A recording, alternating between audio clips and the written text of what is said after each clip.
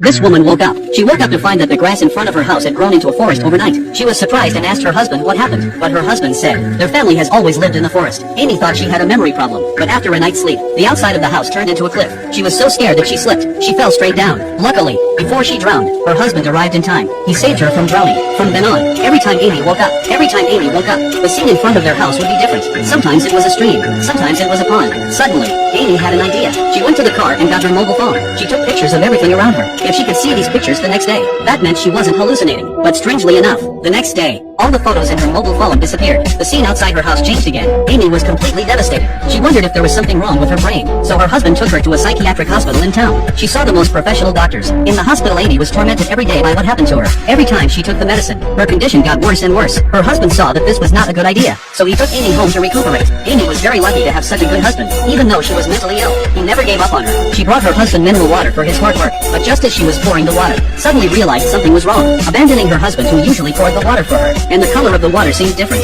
She went to her room and opened the cupboard. She found water with two colored caps. Usually, her husband only drank water with a blue cap, the red one. He poured it out for himself. Is there something wrong with this water?